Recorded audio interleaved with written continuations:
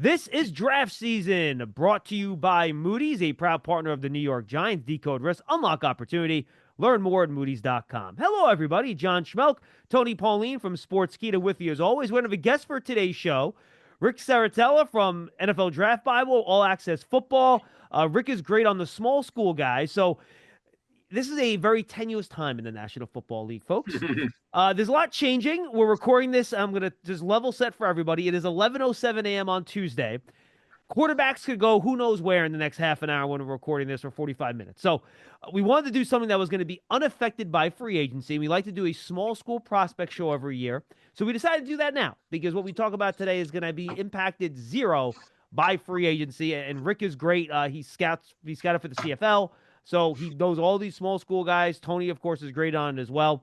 And Tony's curated a list here of small school prospect that he's interested in. And I love to get him and Rick going back and forth on a lot of these guys. Because frankly, I don't know a lot of these guys. Some of them I do because they were at the combine and stuff like that. But I'm here to learn. Hopefully you guys can learn as well. Tony, why don't you lead us off, my friend? Well, I think the interesting thing is, of all the small school guys, only 7 were invited to the combine. And there were some surprising notables who were left off of didn't get invitations to the combine. I mean, guys like Elijah Ponder, Cal Poly, Carter Runyon, who we saw at the Shrine Bowl for the tight end from Towson, Lan Larison, the terrific 3-down back, situational ball carrier out of UC Davis, who came into the season with mid-day 3 grades. I know he was injured last year. And the quarterback from North Dakota State, Camden Miller. I mean, these guys were, in my opinion, really deserving of combine invites. And we only had, 7 non-FBS guys who ended up participating or were invited to Indianapolis. Rick, were you surprised by that too? Yes and no. I think that the small school bias label has grown now with the NIL, the transfer portal. It's almost gone complete opposite where you're almost saying now, well, why didn't he transfer up? Why didn't he move up? Why didn't he take the NIL money? Like, what's going on there? But, unfortunately, finding these small school players requires a lot of due diligence and digging in the crates. And Tony threw out some good names. I think the one player that stands out from that list is Cam Miller out of North Dakota State because he's got multiple years of starting experience, 3 or 4 years as a starter, always playing high-level football. Can extend plays, has that multi-level skill set that NFL teams value. And quite frankly, for those of us who were down at the East-West Shrine Bowl, he outplayed Kyle McCord during the week of practice, right? So I thought Cam Miller was going to get the start in the game because he was running with the ones all week long. And then the game came around and they started McCord. So, Cam Miller got the short end of the stick. Another quarterback that I'm interested, we're going to have him on our draft show this week with Brian Baldinger is Taylor Elgersma. If you want to go small school, we'll go north of the continent. Wilfrid Laurier. I mean, I saw this kid down at the Tropical Bowl and he lit it up, and the NFL teams were lining up, and the Giants being one of them, to speak with this young man. His intelligence is through the roof. In fact, I heard that it's comparable to Kurt Warner. And it's important because when you talk about the translation, like, working with the Edmonton Elks and having that CFL front office experience, the rule of thumb is it takes about 3 years fully for an American quarterback to transition north of the border with the rule changes, the speed of the game, and things of that nature. We don't have a model or a blueprint for that with Canada quarterbacks coming to America. They just ran Nathan Rourke out of the league. It feels like they chewed him up and spit him out. But I think it's because of the NFL level playbook, the ability to absorb that. And this kid's got a can. I call him the Canadian cannon because he rifles it into tight windows. He's got plenty of arm confidence. And then he got the call up to the Senior Bowl. So we saw him in Mobile.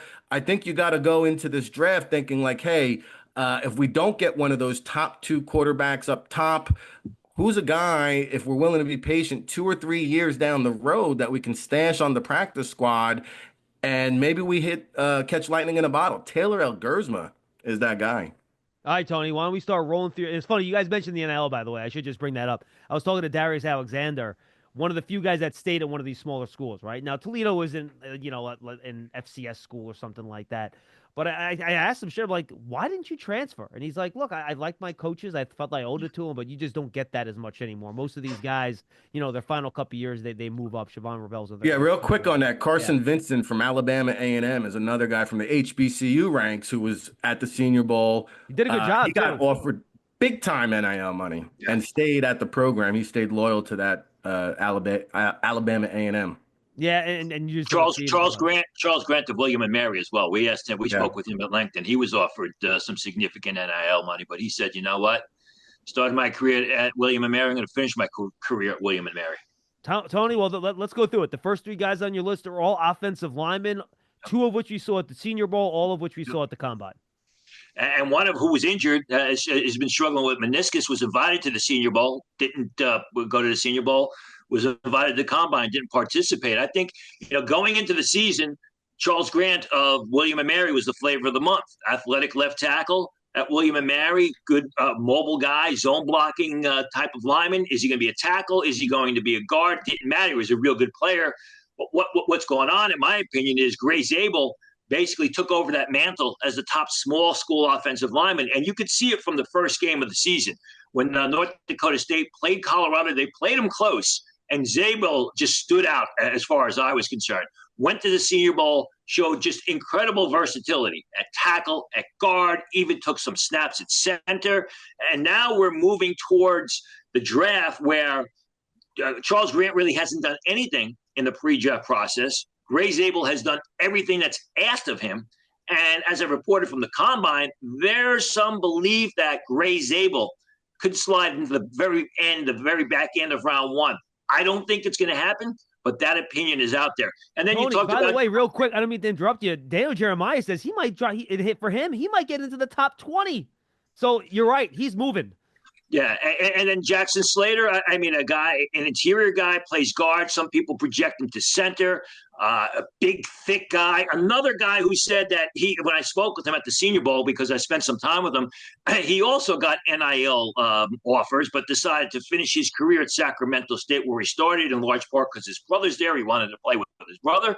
But a guy who's probably going to be a mid-day 3 pick, a tough, stout, power gap type of blocker who has the ability to play guard. Maybe you can transition him over to center. Yeah, he was one of those guys at the Senior Bowl that lined up against Deion Walker and just stoned him on a lot of those one-on-one pass rush shows. Did a real nice job. Rick, your thoughts on those three offensive linemen? Yeah, well, I mean, Jackson Slater, I think, is a guy that's going to have to make a living as kind of one of those utility guys playing all three interior spots. He's got those alligator arms, up and down week, for all the good at the Senior Bowl. I saw some things of him kind of lounging and being out of place at times too. So day 3 guy for Jackson Slater. I thought Gray Zabel stole the show. I mean, we had some fun there in the trenches, just watching him and the defensive guys just calling him out like, hey, I want Zabel. And that's because I don't think any player during the week of Mobile performed at a higher level. I mean, this guy was the first in line. He went up against tackles. He went up against edge rushers. As Tony mentioned, he took snaps at center. To me, he's a top 25 talent. I love me some Gray Zabel. There's nothing flashy about him, but he just gets the job done. And you could plug and play him at a couple different various spots. Who was the other guy that we mentioned? Charles Grant. Charles Grant. Yeah, Charles Grant's just a tough guy, man. Really good football player. New England drafted a guy a couple years ago. His name is slipping my mind. We thought it was Chattanooga. Strange. It's kind of one of those deals. Is he a tackle? Is he a guard? I think he started off at tackle, winded up moving inside and enjoyed some more success. I wouldn't be surprised if that's the route Charles Grant goes. But I mean, this guy's tenacious. I mean, he's as tough as they come. I love me some nasty in the trenches. And, that Charles Grant brings it. I'll give you another guy, too, that was at the East-West Shrine Bowl. That's nasty. I call him Nasty Nash Jones out of Texas State. I liked what I saw from this young man. He was not a combine invite, right? So he's one of those day 3 undrafted free agent types, I think. I like it. And then another guy at the Senior Bowl, Tony, that I know jumped out to both of us, mostly because he lined up in these defensive line pass rush shows, and you're like, which one of these guys doesn't belong? And it's David Walker, because he's 6'1", he's kind of squatty. He looks like someone took a defensive tackle and shrunk him in a miniature machine and just put him in a compressor. But no one could block the dude rushing off the edge. He was unbelievable all week. And he's not even 6'1". I was kind of generous and boosted him up to 6'1" on my rankings. But I mean, Walker's a great story. He enters the season basically being given street free agent grades by scouts, despite the fact that he was incredibly productive during his time at Central Arkansas, transferred from Southern Arkansas. And he goes to the Senior Bowl and he does what a small school player has to do at the Senior Bowl. As you mentioned, couldn't be stopped. I mean, here's this undersized guy. You figure, well, he's going to get mauled at the point of attack by a lot of these tackles who are just going to block down on him. And they couldn't stop him. And it wasn't just one day. It was Tuesday, Wednesday, and Thursday. It was every day this guy took the field. He couldn't be stopped. Now, I think the question for Walker is, where do you draft him and where do you play him? Is he a situational pass rusher? Do you put his hand in the ground? Do you stand him over tackle? Do you do a combination of both? I mean, I think he's gone from a guy that's a street free agent to a day 3 pick who's going to be a situational pass rusher, special teams player at the next level, and he has the ability to do both, as we've seen throughout the pre-draft process.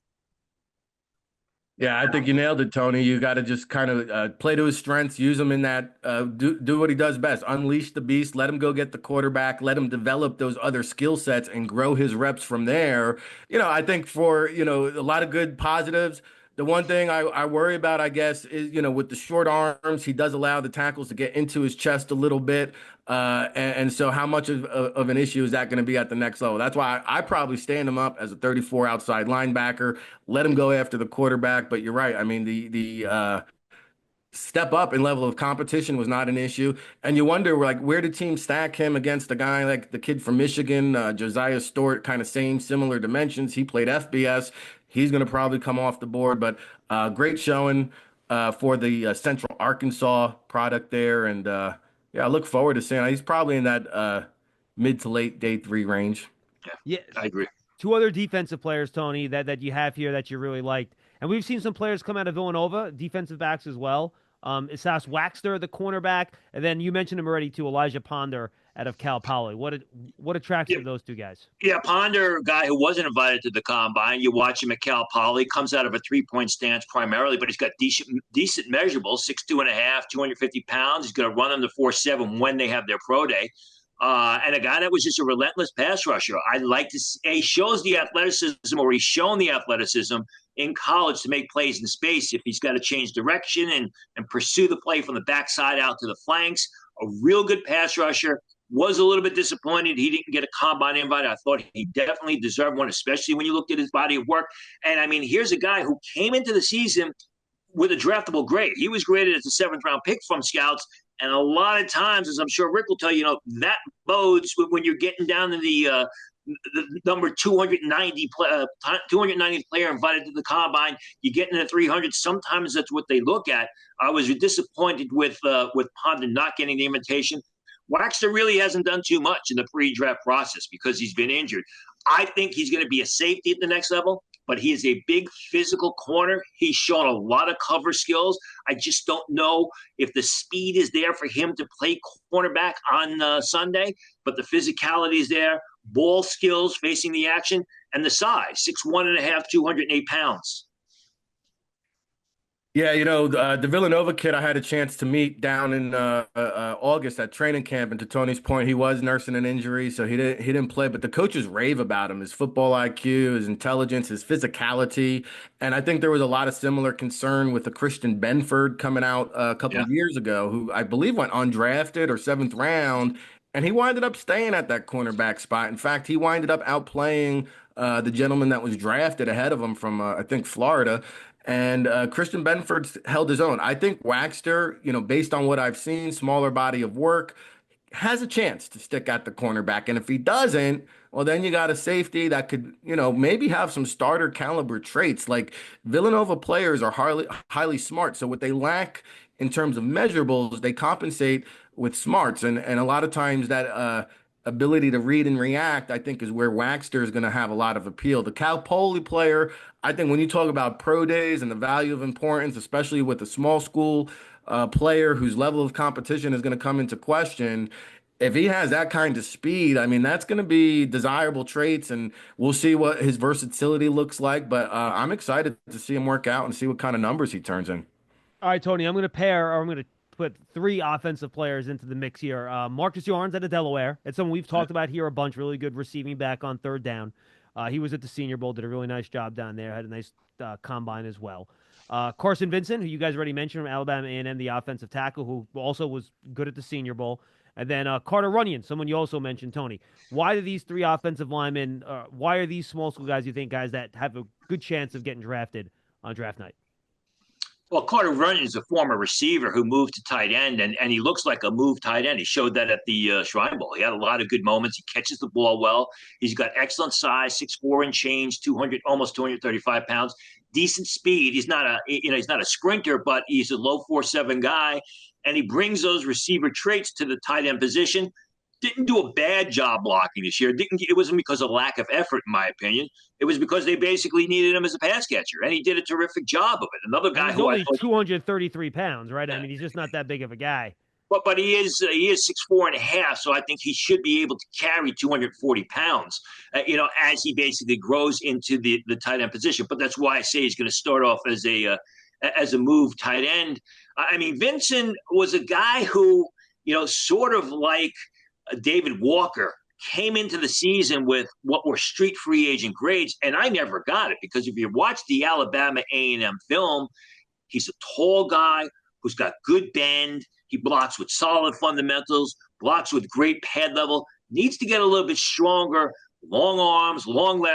I mean, there was just so much to like about his game, and I'm glad that Nagy invited him to the Senior Bowl because he absolutely deserved it. Little hometown flavor there with Alabama A&M, and I think he really showed well there. I think he did a very good job there. Late round pick, more of a developmental guy, in my opinion, more of a right tackle prospect. And then Marcus Yarns, who we've talked about a couple times on the show, in my opinion, one of the better third down backs in this year's draft. A creative ball carrier, makes defenders miss, improvises when plays break down, will pick and choose his spots on the inside, and a real good pass catcher out of the backfield. Struggled with injury last year, which I think was a little bit disappointing because a lot of good things were expected from him based on the 2023 season. But again, you're looking at a day three guy from a small school that can help out in situations, third down situations at the next level, where I think Yarns will succeed. Which one of those guys jumped out to you, Rick? Well, I couldn't help but to think of Danny Woodhead when I saw Marcus Yarns out there in Mobile. I know the Patriots met with him extensively as well, but that was one of my favorite moments when they called him out at the end of practice. Yarns, you go up against the FBS linebacker, and they lined him up, and he went one-on-one and just shook him, broke some ankles, got some oohs and ahs. I think that's what he brings to the table. Now, to Tony's point, you go and put that 2024 film on, it's really not a lot of explosiveness. I was kind of wondering why he got the invite. So he was a pleasant surprise when we arrived down there in Alabama. I agree with the Alabama A&M. I think there's a little bit of some raw upside there. So probably needs a year with the NFL weight training program and cafeteria. I think will work wonders for him. And, I liked Carter Runyon down there. I think it was the Shrine Bowl where I saw that Towson helmet moving up and down the line. I just wonder how much, we just saw Kyle Juszczyk get released. Like, how much are teams willing to spend a 53-man roster spot on a 20 to 25 snap role player? I don't know. I like Carter Runyon, and I liked another pass catching target at the East West Shrine, Efton Chisholm from East Washington. This is a guy that runs in the slot. Excellent route runner, dependable hands, and he can scoot. I mean, this kid can fly now. And I wouldn't be surprised. He wasn't a combine invite, but that Efton Chisholm, I'm probably butchering his name. I wouldn't be surprised if he hears his name called on day 3. And Rick, Yes. he was like the next guy on Tony's list. And Tony, you got a bunch of wide receivers here. So why don't you get into Chisholm and some of the other wide receivers you like? Chisholm was the guy I wrote about in September at Sports Skeeta. I mean, you watch the film on Chisholm, no one can cover him. I mean, he's one of those smaller, super quick guys that separate through routes, which is what the league wants now. You don't have to be a real big guy. You don't have to win out for the contested pass. If you can separate through your route running ability, there is a place for you in the NFL.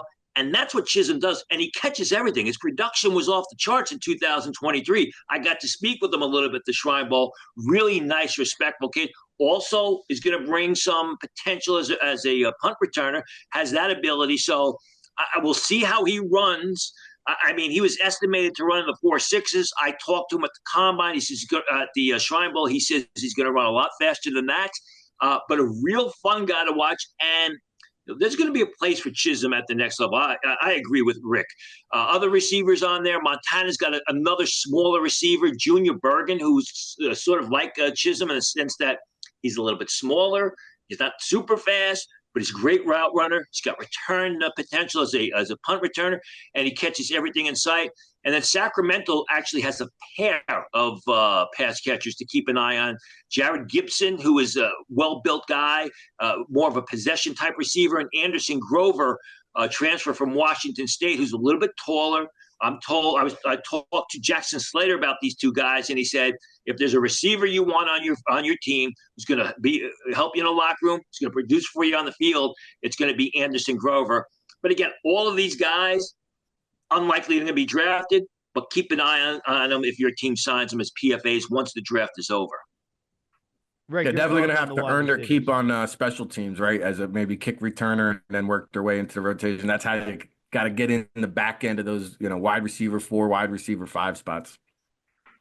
Your thoughts on those wide receivers, Rick, or anyone else at the wide receiver position that you like that, or maybe some? Yeah, no, I think the Montana kid has some burst and explosiveness, acceleration. I think he can make an impact in the return game. He's probably the other one that stands out to Chisholm. But yeah, good call there. Yeah, I think it's an interesting group. And Tony, I'm trying to remember. I'm going back looking at the rosters. Wasn't there another? I thought it was Sacramento State wide receiver that was a converted quarterback, or was it San Jose State? I'm thinking of Nick Nash at the Shrine Bowl. He was there, and I believe he also ran at the combine, if I'm not mistaken, too. Converted quarterback. I think he ran in the 4.5s at the combine. Rick, you're nodding your head a little bit. I talked to him for about 5 or 6 minutes there at the Shrine Bowl. Really nice, smart kid. Yeah, and I think he led the nation in receiving, right? So you got to like that. Acrobatic guy, tall target, good body balance, works the sideline well. I think he has a nose for the end zone and just makes plays. So you got to like that about him. I think, you mentioned that the time speed is going to probably come into question. He's right on the fringe of that day 3 priority free agent. Yeah, production was off the charts this year. Off the chart. He doubled almost every category from 2023, so he really stepped up. Didn't play in the team's bowl game, which I thought was a bit of a mistake. Would have been a nice way to cap off his career. But he is your late round possession type receiver. He's not a speedster. He's not going to be anybody in the foot race, but he's going to run disciplined routes. He's going to find the open spot in the defense, and when you throw the ball to him, he's going to catch it. Yeah, you can almost see him being an ex-quarterback, right? Knowing where to find the holes in the zone and being a smart wide receiver. He blocks a little bit too. So yeah, I agree with you. I think he'll be a fun day 3 pick. All right, Tony, I'm trying to make sure I don't miss anybody here. Southern Arkansas is Melvin Smith, cornerback. What do you like about him? Yeah, and we saw him at the Shrine Bowl. He was a guy who came in the season with a lot of hype. He's a measurables guy, 5'10", 190 pounds, runs 4.43, needs a lot of work on his ball skills, needs to polish his game, didn't get a combine invite.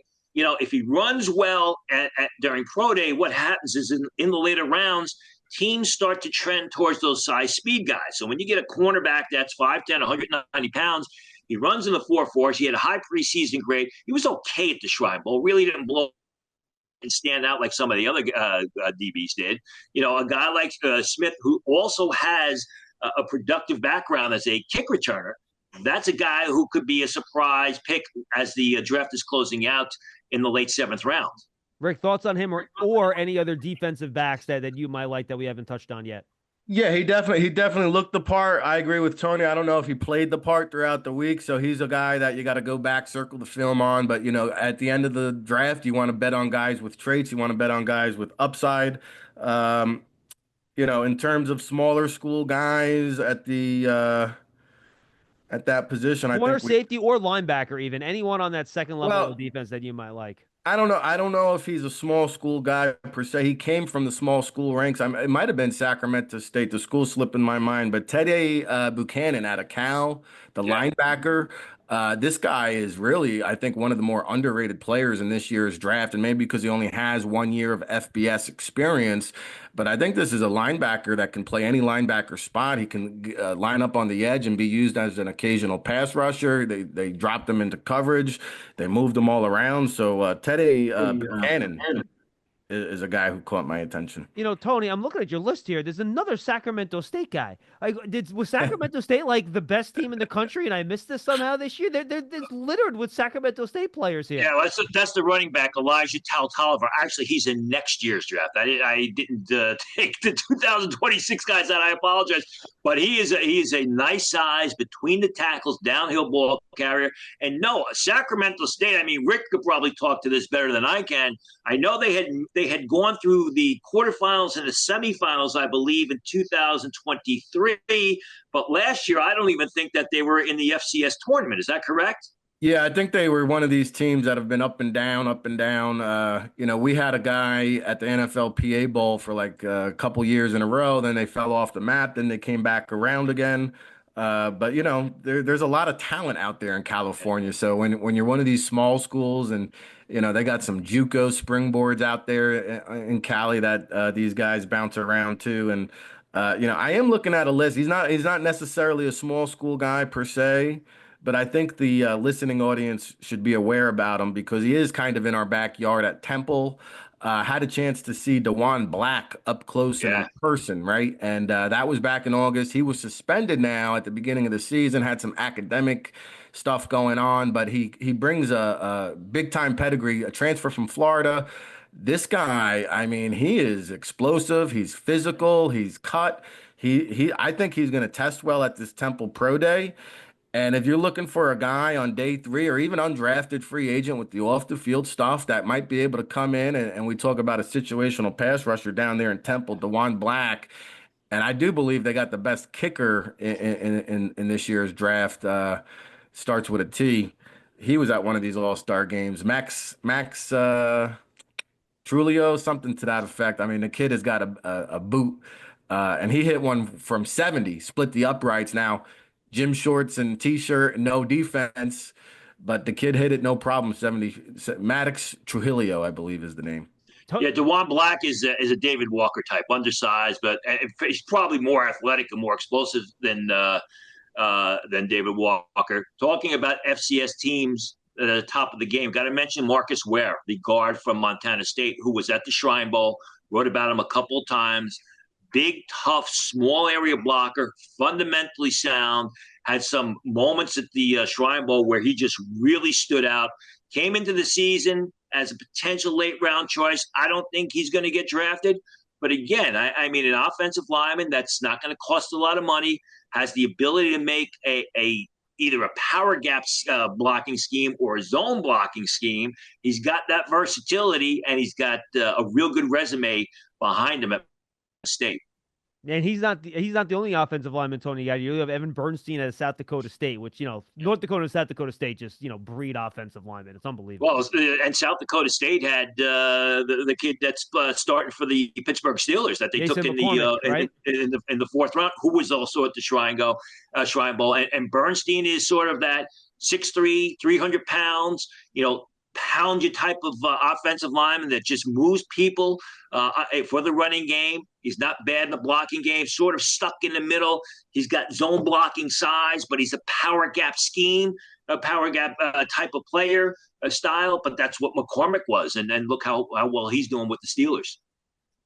Rick, your thoughts on those guys or any other offensive linemen? And I say small school, let's be honest. Anything that's not like the Power 4 now is kind of like a small school with the way the world works now. Yeah, no, I know. You get a lot of guys that jump down your throat if you say like Coastal Carolina, who's really a mid-major. But let's talk about the center there. What's his name? Lampkin, is it? Willie Lampkin? Yeah, Willie Lampkin, yeah. 5'10", 5'11". Yeah. 80-inch wingspan. I mean, this guy is just cut from a different cloth. I don't know, if he's going to last in the NFL, but I can tell you this. He was a freaking wall at the Senior Bowl. I mean, this guy just blocked defenders like no problem. And, he probably comes up to my chest, but I don't know, like, do you line a guy like that up in the fullback role? Do you play him at center? Can a 5'10" center last in the NFL? I think he's the ultimate case study in this year's NFL draft. Yeah, I would agree. You watched them when they got into the huddle, and everyone else is 6'4", 6'5", and then you see this, excuse the expression, midget in the huddle. That would be Lampkin. And then he goes out on the next rep and he just manhandled everybody. Deion Walker, all those other, Yes. Nolan, the kid from Mississippi, he handled them. And it's, you got to give him a chance. You got to give him a chance to prove that he can't play on Sunday because he was so good at the Senior Bowl and handled so much talent. I wanted to write about him, but I'm like, but the guy's 5'10". And so maybe I fell into that mindset as well, but he deserves a chance to play, no doubt about it. All right, But one more point about Lampkin is I'll say this because not everybody might be in tune who's listening. The avid football fan might not be aware of how the combine process works. It's a voting scale. Yep. And each team has a vote. And, the fact that he wasn't invited to the combine tells me there's a lot of, there's more questions than answers or more teams that are wary than willing to believe in a Willie Lampkin. And I thought it was a travesty, quite honestly, because those are the guys you need to have under the microscope in Indianapolis to figure out, is he real or is he a mirage? So I thought it was disappointing that he wasn't at the combine. That's going to be one of the pro days that I have circled on the calendar. Or maybe it's just that the guys don't go past the grades they see in front of them and do a little research on their own. And since Willie Lampkin really wasn't graded before the season, they're not doing the research. And that's why Willie Lampkin didn't get the votes needed to go to the combine. That's what's one of my pet peeves about the whole process. I think, too, some teams like to try to keep these guys secret. They might think that only they know about Willie Lampkin and no one else does. They don't want to. Well, everybody knew about it at the Senior Bowl. You couldn't miss them. Yeah. So True. All right, I'm going to open up the floor to both of you guys. Tony, I'm going to let you go first. You can either go another small school guy. You can go, guys that you hear are either rising or falling. Anything you're hearing about the draft, the floor is yours. And then, Rick, start thinking because you're up next. Well, I mean, I already mentioned Gray Zabel, and you guys confirmed it about, Rick said he's a top 25 guy. You're talking about other people saying he's a top 20 guy. Gray Zabel's got a lot of momentum going, and he deserves it. And it's not just the Senior Bowl, not just the combine where he was actually outperformed by other people, but you go back and you watch the season. I encourage people, if you can, watch that first game against Colorado because Colorado, they don't have a great defense, but they do have some speedy edge rushers, and Zabel shut them down. I think the big question is watch Charles Grant. I believe his pro day is the end of March. For some reason, March 26th sticks out in my mind. It's a huge, huge day for Charles Grant, who was invited to the Senior Bowl, couldn't perform, didn't perform at the combine. And Charles Grant was the guy who came into the season graded as a day 2 pick by scouts. So a lot was expected of him. And it wasn't a major injury. It was a strained meniscus is what he told me. So it's a real huge day. And again, one guy we didn't talk about was Alan Larison of UC Davis, another terrific third down back, entered the season with 5th-round grades from scouts.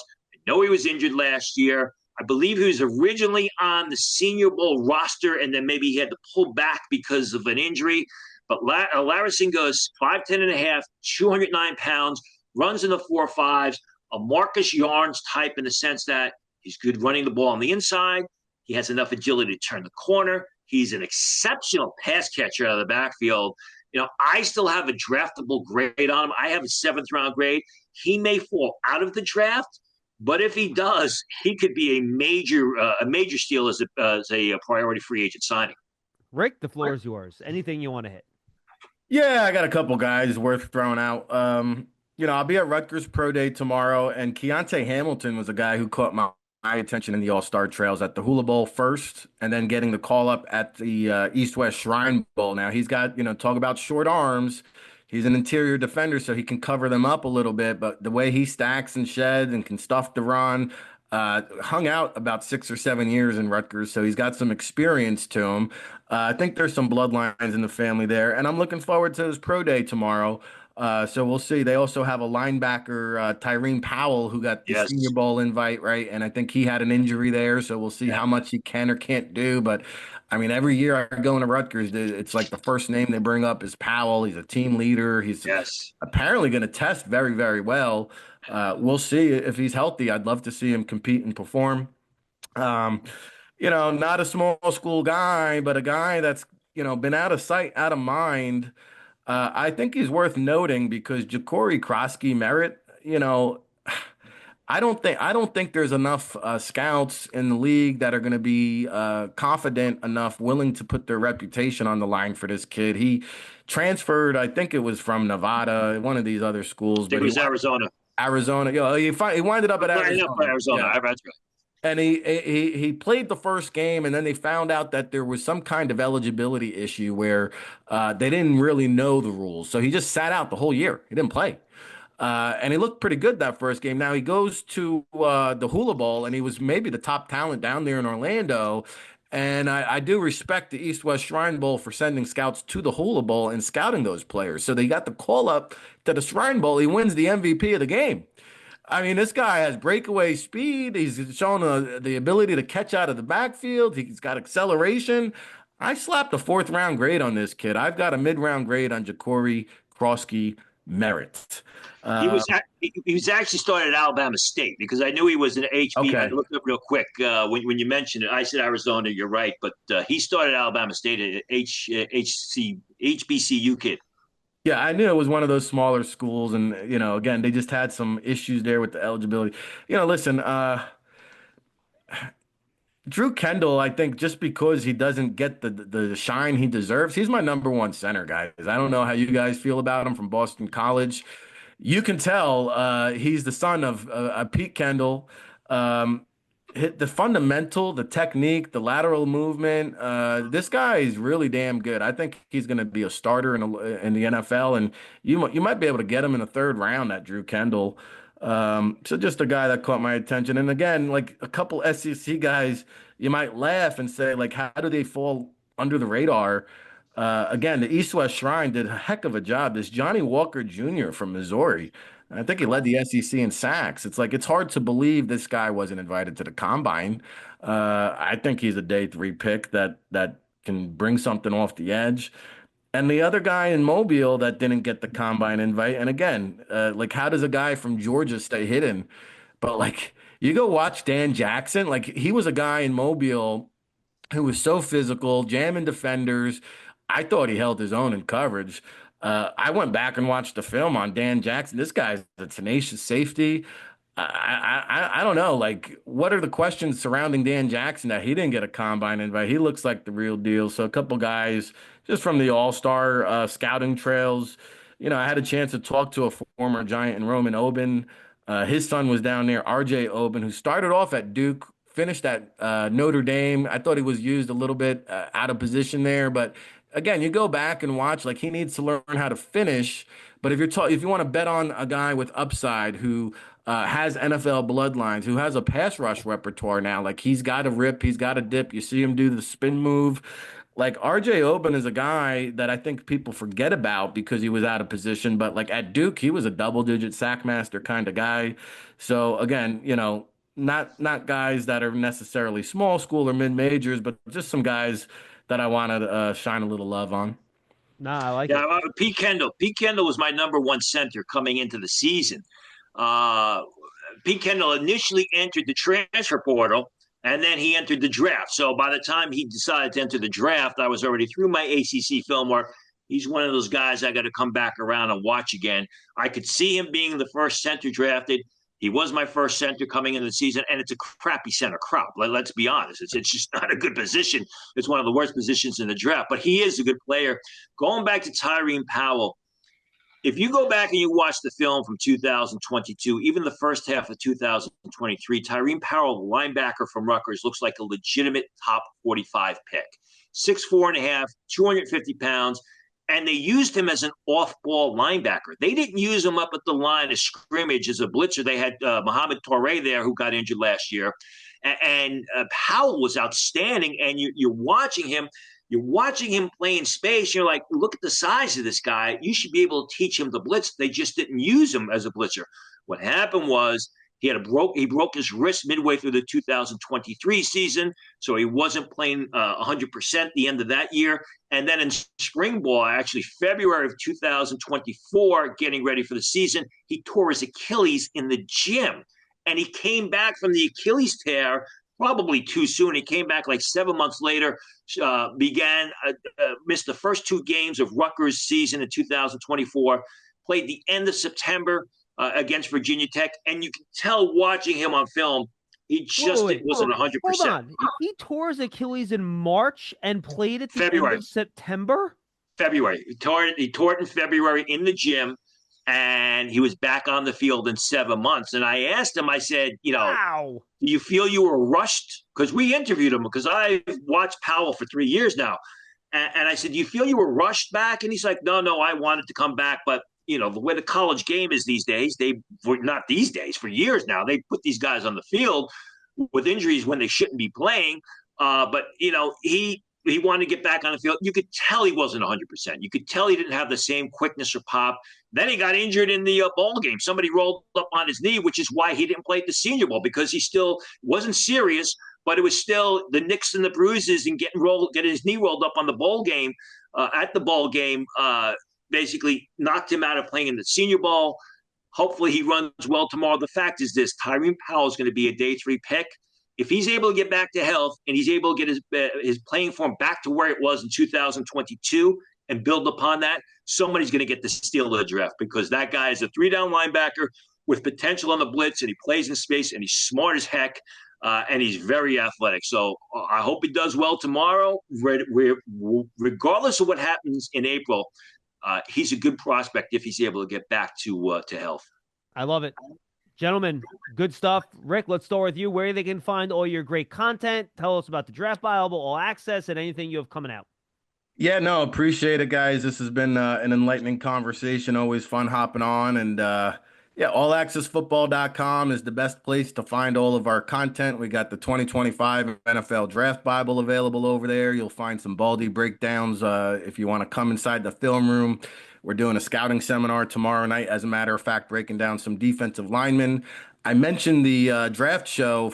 It's airing Friday this week, but typically it airs every Wednesday at 3:30 p.m. Eastern. Brian Baldinger and myself will be counting you down to the NFL draft, and just crossing the T's, dotting the I's. And I'll tell you, I the name is slipping my mind, but I'm polishing up all these background reports and scouting evaluations, and there is a guy in the draft. His name is slipping my mind. Next time I see you, I'll have it for you. There's a player in this year's draft that came back from a torn ACL in 5.5 months and played this year. And so they're coming back bigger and faster and stronger. But appreciate the time. Tony, how about you? What do you have coming up on Sports Kid? Any mock drafts? What do you got coming? It's Pro Day month, and the Pro Day information comes fast and furious. We already have an article about yesterday's Pro Days, or Monday's Pro Days, I say, not yesterday's. It was Western Michigan, and it was, I forgot the other one, whatever it was. But if you want to know who teams we're talking to, who performed well at the Pro Days, it's just going to get crazier and crazier as we get through the month of March. I rarely leave the seat that I'm sitting in, unfortunately. This is the craziest month.